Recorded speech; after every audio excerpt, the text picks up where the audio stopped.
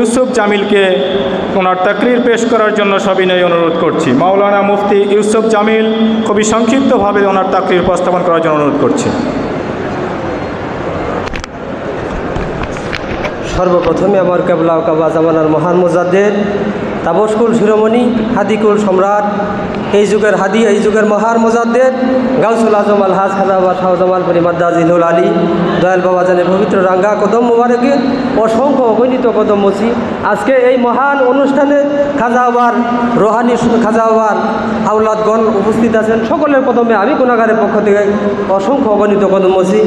আজকে এই আল্লাহ রাসূল করিম সাল্লাল্লাহু তাআলা আলাইহি ওয়াসাল্লাম ইরশাদ করেন, ইনদা যিকরি সালিহিনা তাতানাজ্জালুর রহমত। তা আল্লাহ রাসূল করিম সাল্লাল্লাহু তাআলা আলাইহি ওয়াসাল্লাম বলতেছেন, যখন আল্লাহর ওলিগণ তোমাদেরকে স্মরণ করে আর সেই ডাকে যদি তোমরা সাড়া দাও, আল্লাহ রাব্বুল আলামিন ওই ব্যক্তিদের উপরে আল্লাহর তরফ থেকে রহমত বর্ষণ হয়। জোরে বলুন সুবহানাল্লাহ। তা আমরা দয়াল খাজা বাবার আজকের এই হযরত খাজা ইউনুসিয়া পাক দরবার শরীফে বিশেষ একটি অনুষ্ঠান, সেটা হলো বাইতুর রব জামিয়া মসজিদ। এটা উদ্বোধনী অনুষ্ঠান। সেই উদ্বোধনী অনুষ্ঠানে আল্লাহ রাব্বুল আলামিন বিভিন্ন জায়গা থেকে, বিভিন্ন এলাকা থেকে আমাদেরকে যে আসার মতো তৌফিক এনায়েত করেছেন, শারীরিকভাবে যে আমরা আসতে পেরেছি, এই জন্য আল্লাহর ওলির দরবারে বসে বসে বলুন আলহামদুলিল্লাহ। আল্লাহুম্মা সাল্লি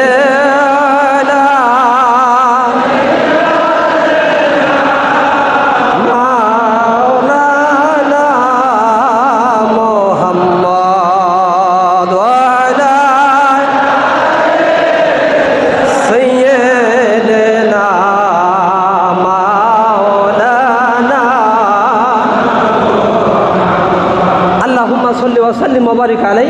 তো মুহতারাম হাজিরিন, আমি একটি বিশেষ তথ্য দিব, সময় সংক্ষিপ্ত। তো তথ্যটি হলো যে এই দরবার শরীফে এত বড় একটি জামিয়া মসজিদ তো কেন সংস্কার করা হলো, কেন এই দরবারে এত বড় মসজিদ হলো। তো 2020 সালে কারেন্ট অ্যাফেয়ার্স থেকে আমি একটা তথ্য সংগ্রহ করেছি। তো সেই তথ্যটি হলো যে তুরস্কের অর্থায়নে জিবুতে নির্মিত হয়েছে আফ্রিকার সবচেয়ে একটি বড় মসজিদ। তা আর 4 বছর আগে শুরু হওয়া মসজিদটি নির্মাণ কাজ শেষ হওয়ার পরে নভেম্বরের 2019 সালে খুলে দেওয়া হয়।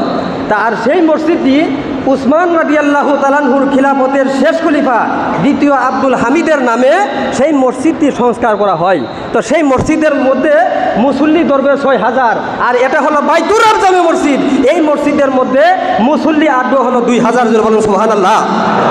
তো এই দরবারে নকশবন্দিয়া মুজাদ্দিদিয়া ইউনুসিয়া তরিকার যিনি ধারক বাহক, এই দরবারের যিনি মহান পরিচালক, তিনি এই নকশবন্দিয়া মুজাদ্দিদিয়া ইউনুসিয়ার 3য় নম্বর খলিফা। জোরে বলুন সুবহানাল্লাহ। তো এই 3য় নম্বর খলিফা গাউসুল আজম, শতাব্দীর মহান মুজাদ্দিদ, আল্লাহ রাসূল পাকের আশক মহাব্বতের সূর্য, তাবস্কুল শিরোমণি গাউসুল আজম খাজা পীর সাহেব রায়পীর রহমাতুল্লাহ আলাইহি, তিনি হলেন ইউনুসিয়া তরিকার ইমাম, ইউনুসিয়া তরিকার বাদশাহ। আর আখির ইমাম ধর্মের তলোয়ার গাউসুল আজম খাজা বাদশাহ সম্ভগঞ্জি রহমাতুল্লাহ আলাইহি, তিনি হলেন সেই ইউনুসিয়া তরিকার একজন ইমামত তরিকত।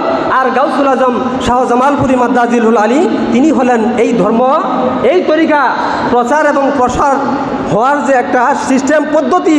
খাজা বাবা বলেছেন আমার দরবারটা হলো একটা ইনস্টিটিউট। এই ইনস্টিটিউটের মধ্যে আল্লাহ রাব্বুল আলামিন ফেরেশতাদের জন্য ইবাদত করার জন্য বাইতুল মামুর আসমানের মধ্যে একটি মসজিদ স্থাপন করেছেন, আর সমস্ত নবী রাসূলদের জন্য বাইতুল মুকাদ্দাস জেরুজালেমে মুসলমানদের সমস্ত নবী রাসূলদের জন্য একটা মসজিদ স্থাপন করেছেন, আর সমস্ত বিশ্বের মুসলমানদের জন্য বাইতুল শরীফ নির্মাণ করেছেন। আর এই 3য় নম্বর খলিফা এনায়েতপুরি সম্ভগঞ্জি জামালপুরি দয়াল বাবাজান বাইতুর রব জামে মসজিদ নির্মাণ করে এটা জাকেরদের জন্য ইবাদতের স্থান হিসেবে আমাদের জন্য নির্ধারণ করে দিয়েছেন। জোরে বলুন সুবহানাল্লাহ। আল্লাহ রাব্বুল আলামিন সেই দয়াল বাবাজানের ডাকে আমরা সাড়া দিতে পেরে আমাদের জীবন ধন্য ইহকাল এবং পরকালের জন্য আল্লাহ রাব্বুল আলামিন সেই দয়াল বাবাজানের উসিলায় করে আমাদের ইহকাল এবং পরকালের জন্য কল্যাণ নসিব করে সকলে বলে আমিন। ওয়া আখিরু দাওয়ানা আলহামদুলিল্লাহি রাব্বিল আলামিন।